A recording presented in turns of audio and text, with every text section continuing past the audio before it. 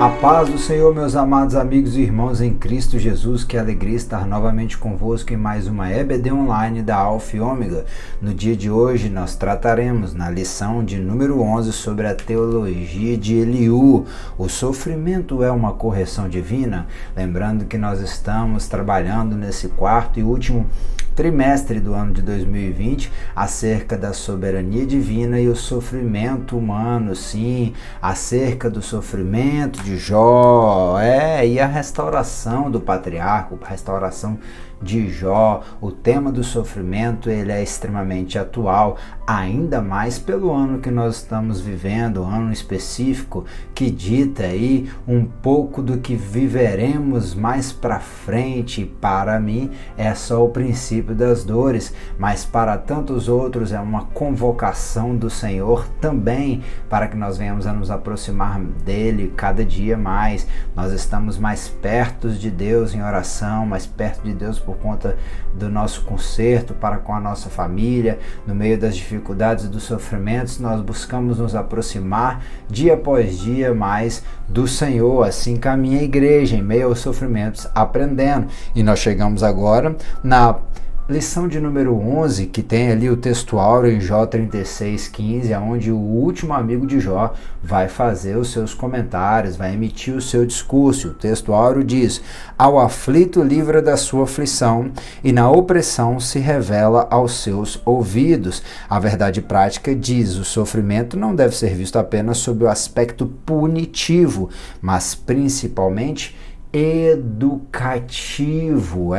O pastor José Gonçalves está nos relembrando isso, deixando claro, mais uma vez, explanando para nós a questão do sofrimento. Deus tem um fim pedagógico no sofrimento. O sofrimento não ensina em si, mas ele nos conduz a aprender melhor aquilo que Deus tem a nos ensinar. Sim, o sofrimento, ele faz com que nós venhamos a buscar mais intimidade com o Senhor. Temos uma leitura bíblica em classe, eu sempre tenho dito e não canso de repetir, tenha contigo um exemplar da Bíblia Sagrada.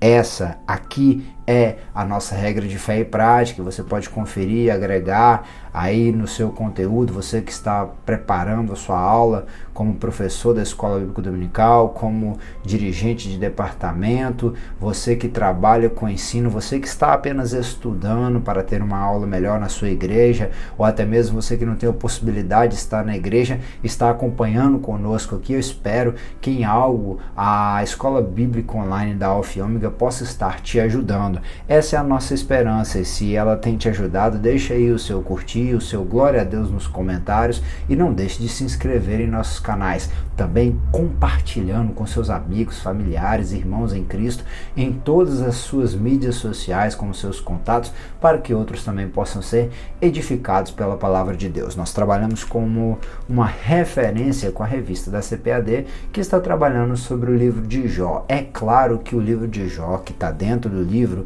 dos livros poéticos, junto de Cantares, Salmos, Eclesiastes, nós temos falado sobre isso sempre aqui.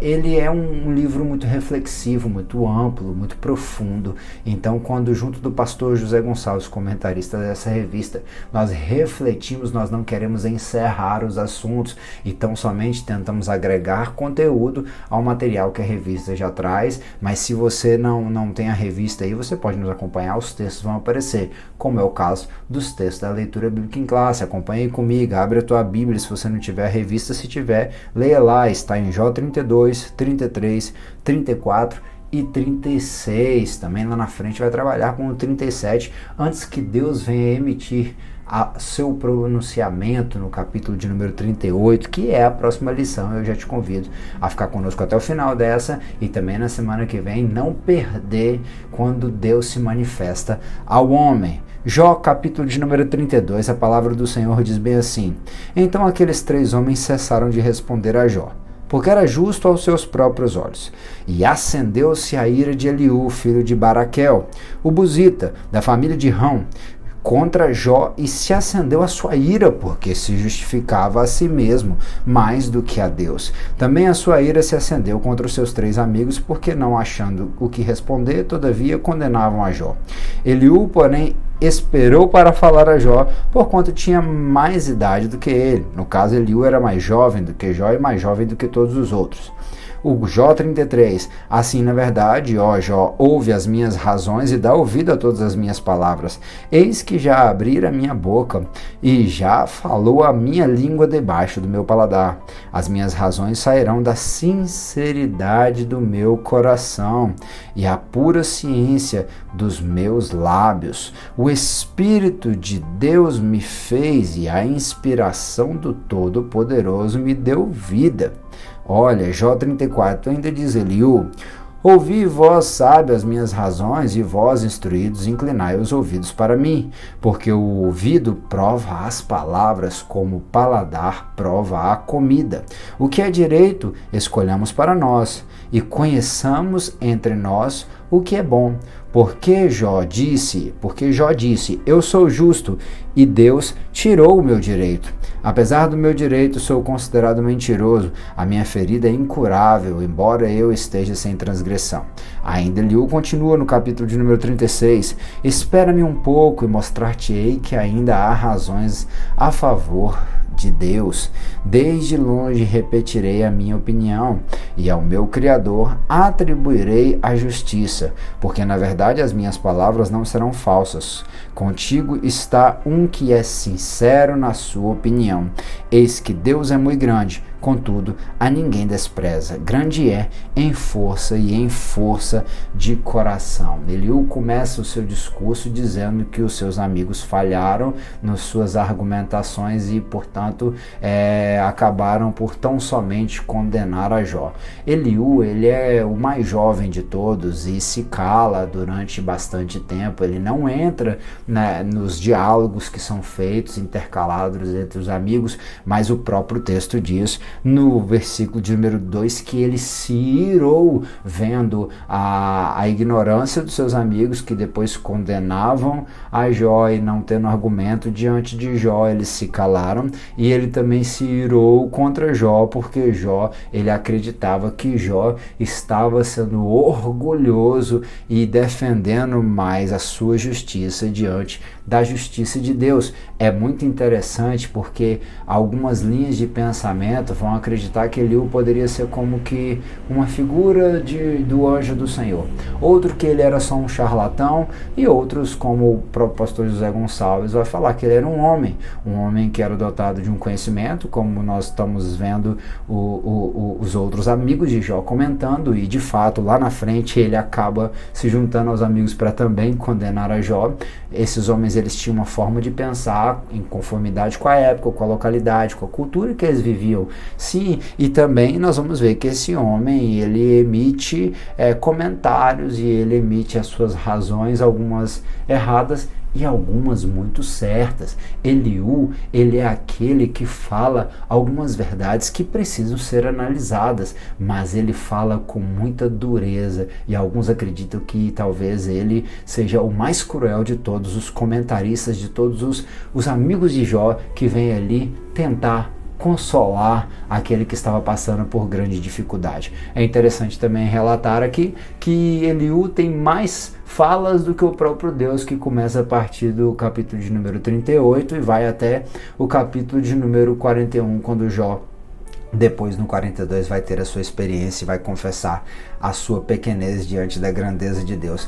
Eliú fala muito e fala coisas que precisam ser pensadas. Mesmo que ele falasse na sua ira, ele vai ver que algo estava errado com Jó, que, segundo a sua concepção, estava justificando a si mesmo. Mas para ele é interessante nós também realçarmos desde o começo dessa aula que o sofrimento tem um fim pedagógico e que era importante nós pensarmos acerca disso, né? Nós vimos que ele fala desde o começo do capítulo de número 32, já lá no versículo do capítulo de número 33, do 14 até o 23, acompanha aí comigo. Ele diz: antes Deus fala uma e duas vezes, porém ninguém atenta para isso. Em sonho ou em visão noturna, quando cai o sono profundo sobre os homens e adormecem na cama. Eliú está falando que Deus se manifesta aos homens. O pastor José Gonçalves já vai trabalhar isso no subtópico tópico de número 2, do tópico de número 1, aonde Deus sempre fala com os homens e que os homens que às vezes são insensíveis e não conseguem ouvir a voz de Deus e muitas das vezes não ouvem a voz de Deus por conta do seu orgulho e da sua soberba, da dureza do seu coração. Eliú já estava condenando Jó porque Jó havia ignorado que Deus é infinitamente maior do que qualquer homem e que ele não precisa explicar nem o que está acontecendo e nem explicar a si mesmo, porque ele é um Deus autoexistente, né? Ele é de eternidade até a eternidade. Mas o nosso Deus, ele é um Deus que ele é grande, ele é o criador de todas as coisas, mas ele sim se relaciona com a sua criatura, ele se relaciona com o homem e ele estava atento a tudo que Jó estava vivendo, passando, sofrendo e escutando também dos seus amigos. Sim, o nosso Deus, ele estava atento. Como eu falei, nós vemos aqui que Deus nunca deixa de se revelar aos homens. Nós acabamos de ler e nós vemos que em visão noturna, em sonho, Deus se mostra aos homens. Ele sela a sua instrução para apartar o homem daquilo que faz e esconder do homem a soberba, para desviar a sua alma da cova e a sua vida passar pela espada. Também na sua cama é castigado com dores e com incessante contenda nos seus ossos, de modo que a sua vida abomina até o pão e a sua alma a comida apetecível. Desaparece a sua carne, os olhos vistos e os seus ossos. Os que não se viam agora aparecem. Sim, o Jó estava numa situação muito difícil, numa situação muito angustiante, ele estava numa situação muito triste, ele estava magro e os seus ossos estavam de fato aparecendo, que não se viam, agora aparecem, e a sua alma se vai chegando à cova e a sua vida aos que trazem a morte. Se com ele, pois, houver um mensageiro, um intérprete, um entre milhares, para declarar ao homem a sua retidão. Ele continua falando, né, que Deus, ele sempre há de se revelar, Deus, ele sempre há de se mostrar ao homem de alguma forma e que nós é que devemos buscar ter sensibilidade para ouvir, ter discernimento para entender aquilo que Deus está falando e também ter coragem para obedecer e assim seguir os propósitos do Senhor, e que por conta de não seguir os propósitos do Senhor nós sofremos o que nós sofremos. Ele está pensando junto com Elifaz, junto com Zofar,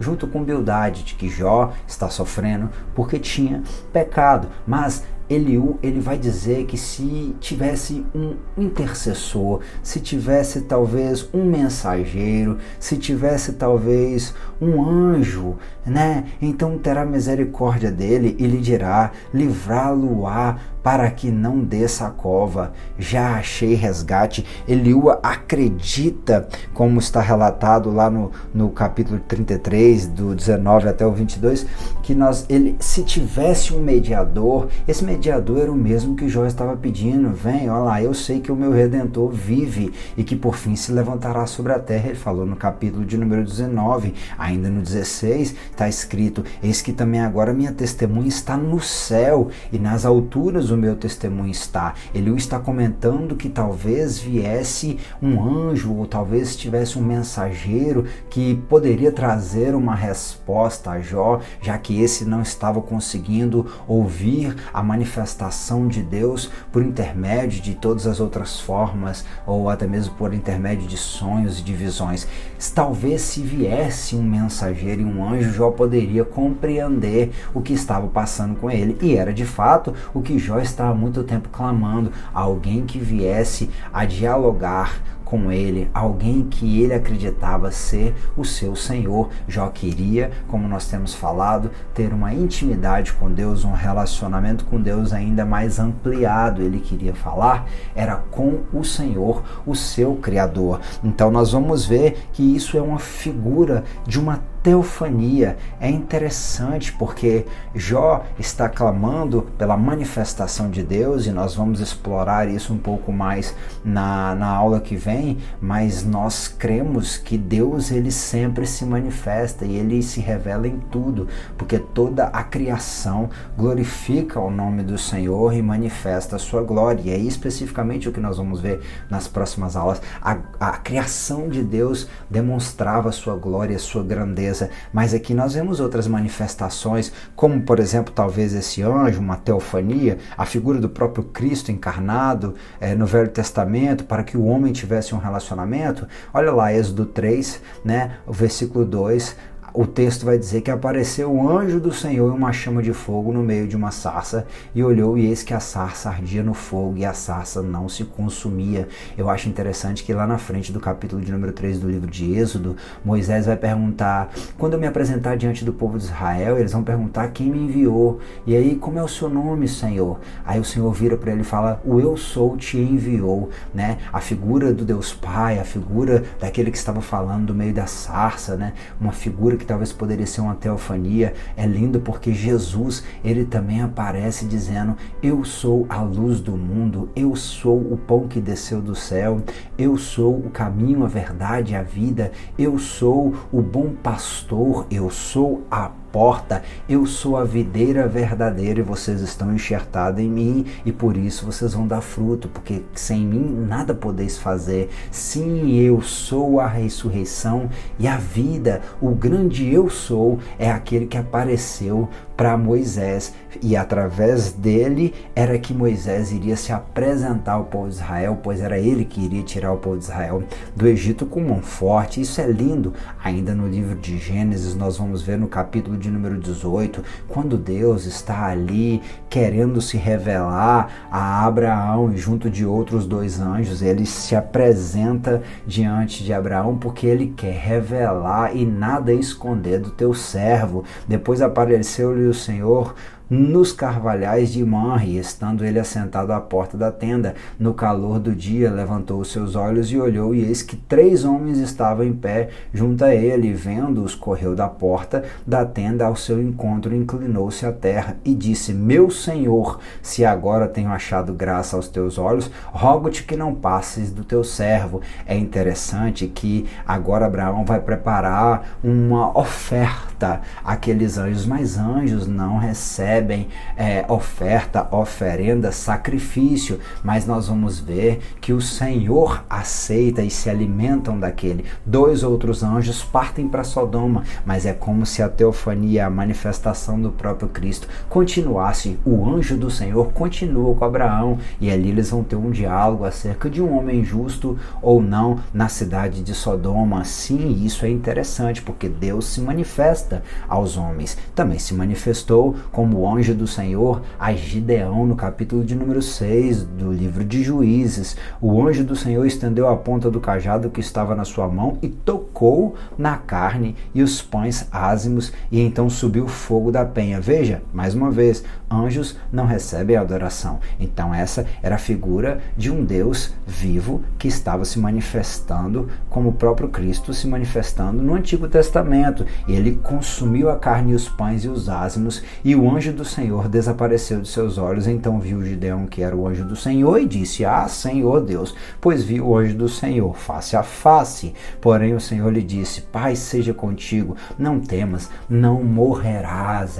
Gideão também teve uma experiência muito forte. O livro de Juízes, ainda no capítulo de número 13, ainda vai relatar a manifestação teofânica do anjo do Senhor aparecendo a Manoá, o pai de Sansão, aonde iria ser explícito aquele homem e aquela mulher, como deveria ser criado aquele garoto que seria chamado Nazireu e seria cheio do Espírito e iria livrar o povo de Israel da mão dos filisteus. É interessante que Manoá pergunta, qual é o teu nome, para que quando se cumprir a tua palavra te honremos? E o anjo do Senhor lhe disse, por que perguntas assim pelo meu nome, visto que é maravilhoso? É lindo. Lembra de Isaías falando que um menino nos nasceu e um filho se nos deu, e o seu nome é maravilhoso, conselheiro, Deus forte, Pai da eternidade, Príncipe da paz. Ele é o nosso herói. Olha aí, ele é maravilhoso, a figura de Cristo se manifestando também no Antigo Testamento. Então, Deus, ele sempre se manifesta. Deus, ele sempre tenta manter um relacionamento com o homem. Deus, ele é relacional e ele o está explicitando que talvez se um anjo se manifestasse a Jó, ele poderia trazer a resposta a Jó. Jó está de fato clamando pelo seu Redentor que vive, para que ele viesse trazer. Ele chega a dizer, como nós falamos, né, que a testemunha dele estava nos céus. E isso é interessante. Eliú, ele vai continuar trabalhando no capítulo de número 34 com algumas perspectivas, e ele vai falar para os outros companheiros de Jó ali sobre o que estava acontecendo. Olha, longe de Deus esteja praticar a maldade, e do Todo-Poderoso. Esse termo Todo-Poderoso aparece 31 vezes aqui no livro de Jó. É com certeza o local na Bíblia onde mais esse termo é utilizado. O Todo-Poderoso, tentando demonstrar a soberania de Deus. Deus, ele é soberano, ele faz o que quer, do jeito que quer, na hora que quer, com quem ele quer, para que o propósito dele venha a ser cumprido e o nome dele possa ser glorificado. Ele é onisciente, sim, ele sabe de tudo. Ele é onipresente, está em todos os lugares, e ele é onipotente, tem todo o poder. Todo o poder está nas suas mãos. Todo o poder, ainda, o Senhor Jesus também falou que foi dado poder nos céus e na terra para ele. Olha que coisa maravilhosa, isso é lindo, né? Olha lá, o Todo-Poderoso, o cometer a perversidade. Não é. Não tem como Deus praticar a maldade e o Todo-Poderoso cometer perversidade. Porque segundo a obra do homem, ele lhe paga. Olha que Eliú acredita que Jó está sofrendo. Aqui se faz, aqui se paga. Também, na verdade, Deus não procede impiamente, nem o Todo-Poderoso perverte o juízo. Quem lhe entregou o governo da terra? E quem fez todo o mundo? Se ele pusesse o seu coração contra o homem e recolhesse para si o seu espírito e o seu fôlego, toda a carne juntamente expiraria, e o homem voltaria para o pó. Se, pois, há em ti entendimento, ouve isto. Inclina os ouvidos ao som da minha palavra. Porventura o que odiasse o direito se firmaria, e tu condenarias aquele que é justo e poderoso? Ou dir-se-á um rei, ó, tu és vil, ou aos príncipes, ó, ímpios, quanto menos aquele que não faz acepção das pessoas, de príncipes nem o estima rico ou mais do que pobre, porque todos são obras das suas mãos. Ele nos momentos morrem, e até a meia-noite os povos são perturbados e passam, e os poderosos são tomados, e não por mão humana. A soberba que Eliú está falando aqui, de fato, ele derruba até impérios. Como nós vimos lá, o neto de Nabucodonosor, no capítulo de número 5 do livro de Daniel, perdeu um reinado porque ele quis fazer uma festa com os vasos do templo do Senhor e assim adorar os seus ídolos. Uma mão escreveu lá na parede: Mené, Mené, Tekel, Farsim, pesado foste, achado em falta, e hoje te será passado o teu reino. O orgulho, sim, o abateu, e Deus de fato não faz acepção de pessoas, todos sofrem. E isso que Eliú está falando, que Deus não faz acepção de pessoas, é muito correto. Eliú está falando muito sobre a justiça de Deus, só que ele esquece que Deus também, ele é misericordioso. Ele é misericordioso. É bem verdade que Deus é justo, que Deus não perverte a justiça, que Deus não age de forma ímpia, e que ele também, ele não vai dividir a sua glória com ninguém. É sempre importante lembrarmos o texto de Isaías que diz, né, que diante de Deus a justiça do homem é como um trapo de imundície. O que Eliú está tentando falar aqui para Jó é que você, mostrando a sua justiça em si mesmo, no seu orgulho, você está fazendo de Deus como um homem vil, como um homem injusto. Como é que você fala para o rei que ele é vil? Como é que você fala para um príncipe que ele é um ímpio? Porque se você é justo e está nessa situação, como que você vai falar para aquele que é justo e que é o Criador de todas as coisas? Será que ele que é injusto? A reflexão de Eliú é mais ou menos por aí, né? Por isso que ele foi falar no capítulo de número 34.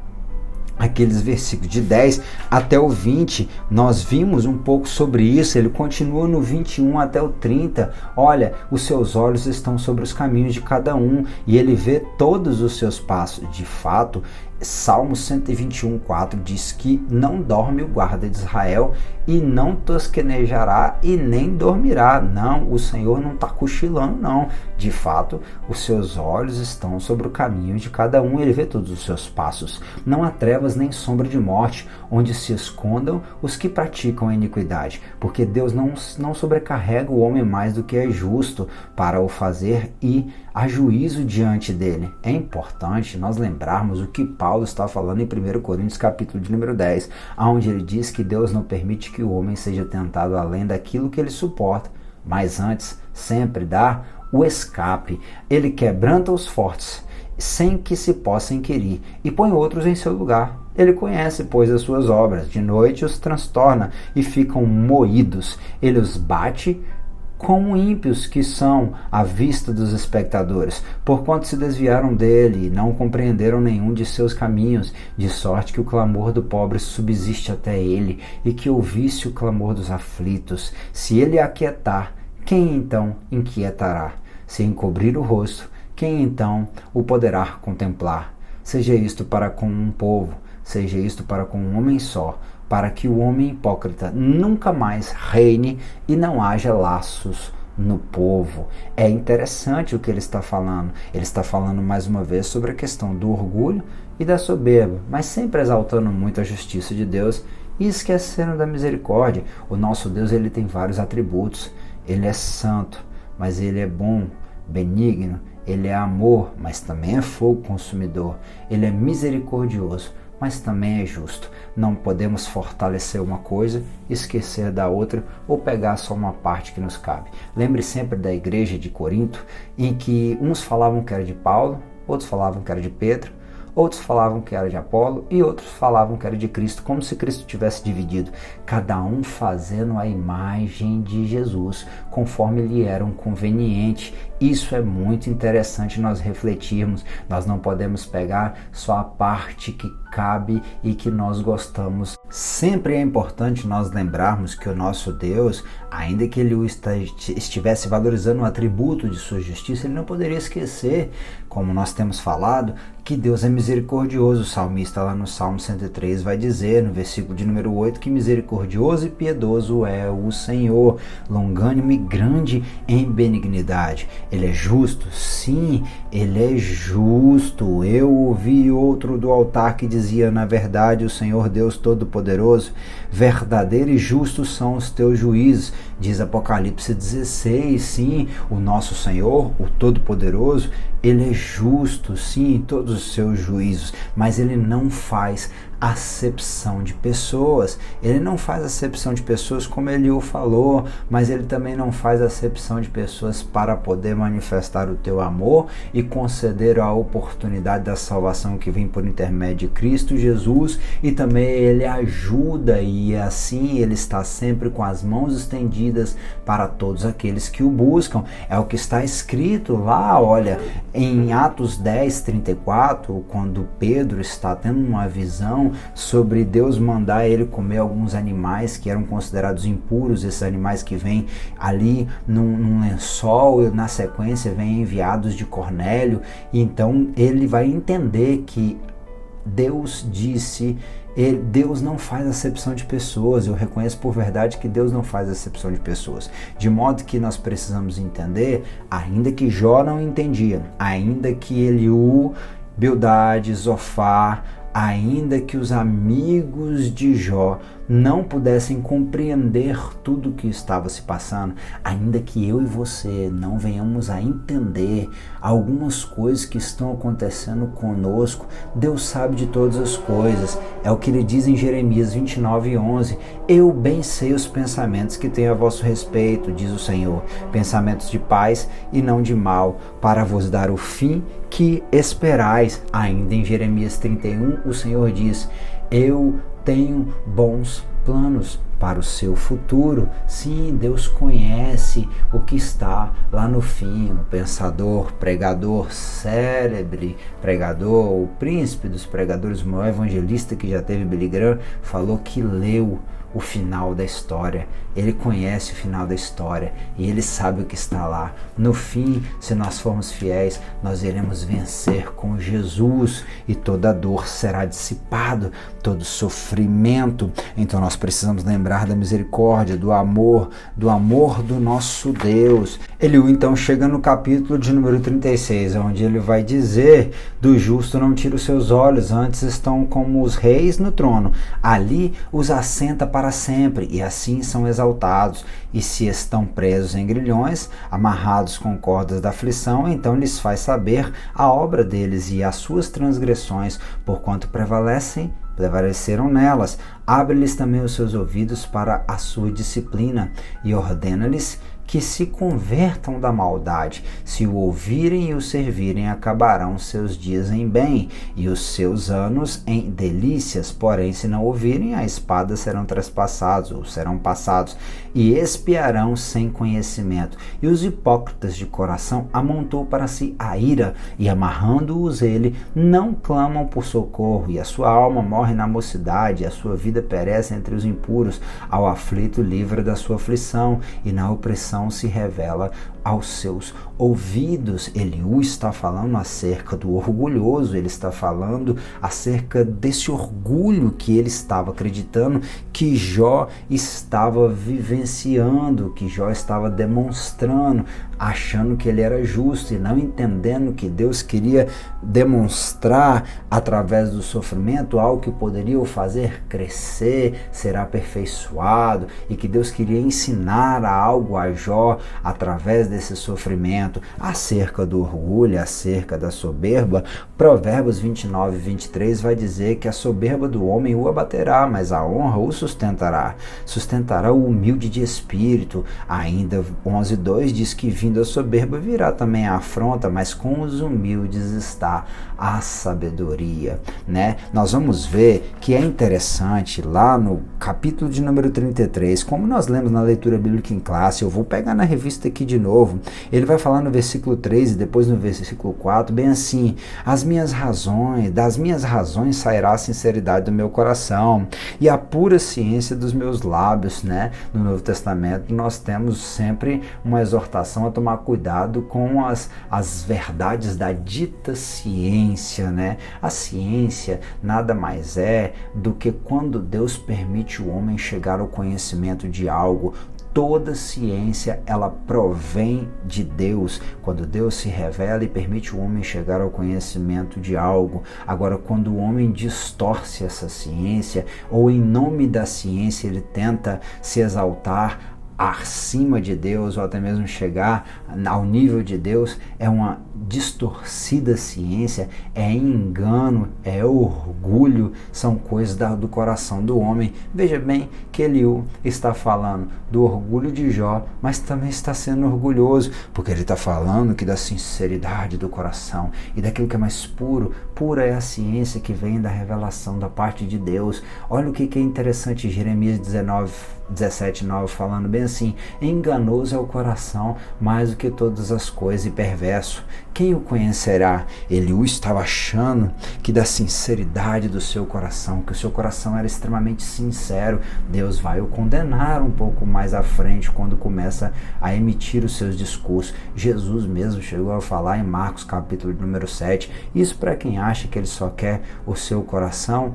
Pega essa daí no capítulo de número 7 de Marcos, versículo 20, e dizia: o que sai do homem, isso é o que o contamina, porque do interior do coração dos homens saem maus pensamentos, adultérios, fornicação, homicídios, furtos, avareza, maldades, engano, dissolução, que é concupiscência, que é cobiça, né? A inveja, a blasfêmia, a soberba e a loucura. Todos esses males procedem de dentro e contaminam o homem. Veja bem, os amigos de Jó estavam lá para o consolar e olha quantas atrocidades eles disseram, mesmo com as melhores das intenções. Lembre, o ditado popular sempre diz que de boas intenções o inferno está cheio. Se nós temos boas palavras para falar, em nome do Senhor, falemos. Se não, cuidado para que em nome da sinceridade do nosso coração, ou da ciência, ou do conhecimento, ou de seja lá do que for, nós não venhamos a simplesmente inchar, porque a ciência incha, mas o amor edifica, que nós possamos entender o sofrimento do outro e emitir palavras que expressem o amor de Deus que está nos envolvendo, tanto aqueles que vivem, quanto aqueles que estão sendo convidados pelo Senhor para ser consoladores, pessoas que vão confortar, pessoas que vão ajudar novamente aqueles que estão sofrendo a serem edificados, né? Abacuque 2,4 ainda fala: eis que a sua alma está orgulhosa, não é reta nele, mas o justo pela sua fé viverá. Jó, ele não refletia mais em meio a tanto sofrimento acerca da sua justiça. Ele queria firmá-la. Talvez ele tivesse de fato se perdido um pouco na sua defesa, mas ele mantinha a sua fé num Redentor que vive. Abacuque diz que pela fé o justo viverá. Paulo repetiu essa mensagem. Lutero, foi aí que nasceu a reforma, quando ele lendo isso, lendo que Paulo escreveu em Romanos capítulo de número 1, que o justo viverá pela fé, que ele entendeu, e por isso nós estamos aqui proclamando o Senhor Jesus, que somente a palavra, somente a graça, somente Cristo, somente a Deus seja toda a glória. E isso é interessante, que nós venhamos a andar de acordo com a vontade do Senhor, porque os humildes ele exaltará, mas os orgulhosos ele abaterá. Não vou dizer que Jó era orgulhoso, era o que Eliú acreditava, mas talvez Deus estava mostrando para o patriarca que aquilo que era bom poderia ficar ainda melhor, e que nós sempre temos a oportunidade de sermos aperfeiçoados e de continuar aprendendo, continuar melhorando e ampliando, aprofundando a intimidade e o relacionamento com o nosso Deus. Ainda Jó 36, 24 e 26 vai dizer: lembra-te de engrandecer a sua obra, que os homens contemplam, todos os homens vê e o homem a enxerga de longe. Eis que Deus é grande e nós não o compreendemos, e o número dos seus anos não pode se esquadrinhar. Para Eliú, Deus não era compreensível. Eu acho interessante porque o texto de Hebreus, capítulo de número 1, versículo 1 e 2, diz que, havendo Deus antigamente falado de muitas formas, de muitas maneiras aos pais, pelos profetas, a nós nos falou nestes últimos dias pelo Filho, a quem constituiu o herdeiro de tudo, por quem fez também o mundo. A maior revelação está no nosso Senhor Jesus Cristo.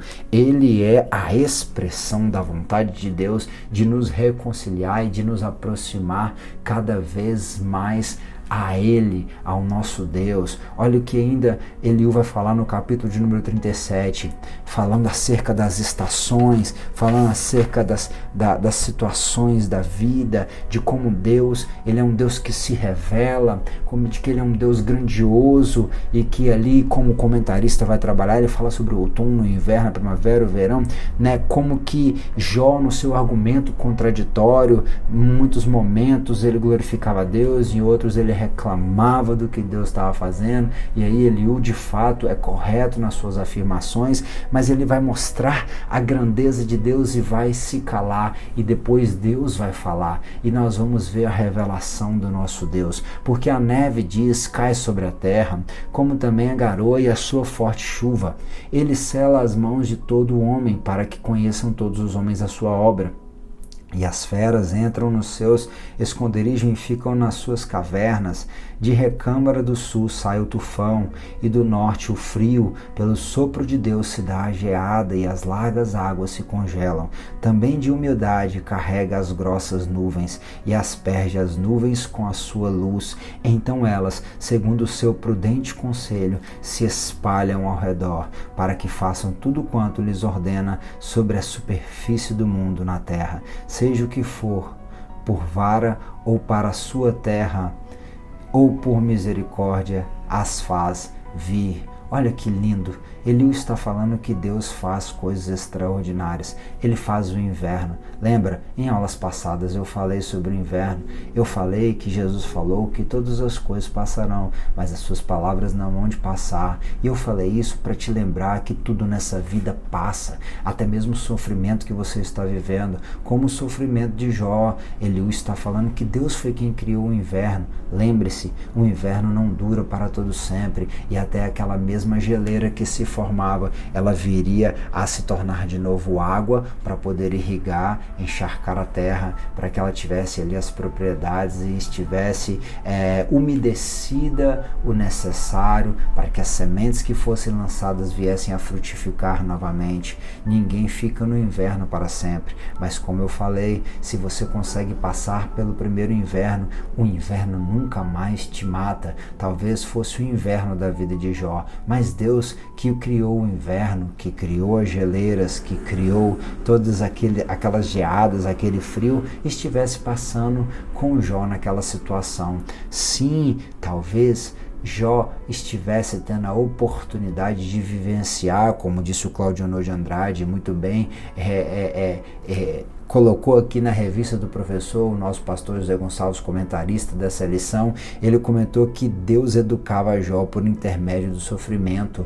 O patriarca, ele foi provado em todas as áreas da vida. Imagine que Deus queira te provar em todas as áreas da vida. Ele pode estar te dando um grande presente de o experimentar e experimentar a grandeza dele e a mão dele poderosa a atuar em ti, através de ti, por ti e até mesmo independente de ti em todas as áreas da sua vida ou aonde você está inserido, mostrando que em todo tempo, seja no inverno ou até mesmo na primavera, no verão ou no outono, quando as folhas começarem a cair e a frieza começar a bater de novo, você vai saber como passar, porque você já vivenciou isso lá atrás e soube que Deus passou contigo naquele inverno, como ele passou com Jó, e mesmo no silêncio. Um certo pensador, uma vez um professor na Sorbonne, uma das maiores escolas de filosofia lá da França, ele acerca da sua primeira aula, a aula inaugural, a aula, uma das mais importantes de todo o semestre, onde ele iria emitir a linha de pensamento de todo aqueles 6 meses de estudos junto aos seus alunos. Ele pensando sobre o que ele falaria aos seus estudantes, ele entendeu que o silêncio também era um discurso, e de modo que aqui nós vamos ver que Deus também falava quando se calava, porque enquanto ele se calava, ele estava continuando a trabalhar, continuando a ser Deus, e ele estava ali sempre presente junto a Jó em meio aos seus sofrimentos. E é isso que é interessante, que Deus se manifestou agora através de Cristo. E aí nós vamos ver que Pedro vai falar que para isto sois chamados, pois também Cristo padeceu por nós, deixando-nos o exemplo para que sigais as suas pisadas. O sofrimento de Jó é um espelho da vida cristã, a qual todos nós estamos sujeitos ao sofrimento. Paulo fala que o sofrimento com Cristo ele gera fruto, e que bem-aventurados somos nós por podermos sofrer por causa do nosso Senhor Jesus. O modelo que Jesus Cristo deixou foi um modelo de sofrimento, e ele mesmo falou: quem quiser vir após mim, que negue-se a si mesmo, que tome a sua cruz e que me siga. Jó estava aprendendo pelo sofrimento. Jesus foi relatado por Isaías no capítulo de número 53, onde nós vemos naquele texto texto tão conhecido que pelas suas pisaduras, ou seja, pela sua trajetória de dor, de angústia, de aflição, onde carregou para nós, para a minha salvação, para a sua salvação, aquela cruz e todo aquele escárnio, todos aqueles machucados, sim, pelas suas pisaduras nós fomos sarados, né? Por isso que Tiago ainda vai falar no capítulo de número 5, que como Cristo, e também não só como Cristo, tomai por exemplo de aflição e paciência os profetas que falaram em nome do Senhor, aqueles que servem a Cristo, aqueles que pregam a palavra, como a igreja do Senhor está aqui hoje. A paciência, Tiago ainda vai falar, né, que nós devemos ter como exemplo também a paciência de Jó. O exemplo do sofrimento de Jó é um exemplo de paciência, aguentar, como eu já falei, aguentar inamovível do propósito, sem ser removido do propósito, firme, constante em meio às afrontas, às palavras más, até mesmo machucados, em mesmo às muitas dificuldades, nós vamos permanecer e prevalecer por aquele que primeiro nos amou. O Senhor, ele é tardio em irar-se, mas grande em poder, e ao culpado não tem por inocente. O Senhor tem o seu caminho na tormenta e na tempestade, e as nuvens são como o pó dos seus pés. As nuvens, quando vierem sobre nós e impedirem do sol da justiça brilhar sobre nossas vidas, quando nós estivermos num nevoeiro, quando nós estivermos debaixo da neblina na estrada dessa vida, nós temos que diminuir a velocidade e tentar continuar firme, mesmo que não enxerguemos bem. Lembra o que o salmista falou? Eu sou como um odre no meio da fumaça. Quando vem a nuvem, quando vem a fumaça, nós não entendemos muito bem o que está logo à frente, mas o texto diz que as nuvens são pó dos seus pés. Para Deus, o momento que nós estamos vivendo, ele é apenas como uma nuvem passageira, e ele já sabe o que está logo na sequência. O Senhor já sabe o que está ali na frente. Ele sabe o que está logo depois da nuvem. Ele sabe que o sol vai voltar a brilhar depois da tempestade, depois da nuvem. Ele sabe que você vai estar mais forte, mais preparado, mais capacitado para o servir depois que sair da fumaça, como um odre preparado para o vinho novo, para o azeite quente. Que Deus em Cristo te abençoe. Vamos à conclusão. Vimos nessa lição 3 aspectos da teologia de Eliú. Primeiramente, o jovem amigo defende o direito de Deus ficar em silêncio mesmo quando achamos que ele deve falar. Acredita que Jó não consegue escutar a Deus devido ao seu orgulho. Entretanto, o equívoco de Eliú está no fato de associar o sofrimento de Jó ao pecado. Segundo, ele destaca Deus em todo o direito de ser soberano, como tal agir com justiça. Todavia se equivoca em colocar a soberania acima do seu amor, sim, a justiça acima da misericórdia, pois primeiramente Deus é amor. Ele ama a mim, ele ama você, nós somos alvo do seu infindável amor. E finalmente, Eliú vê um sofrimento, um papel pedagógico. Que o Senhor te abençoe e te guarde, que ele resplandeça sobre ti o teu rosto, que ele tenha misericórdia de ti e que ele te dê a paz, que ele te ajude a passar pelas dificuldades dessa vida. Sim, e que você possa a cada dia reconhecer a soberania de Deus, a justiça e desfrutar do amor dele.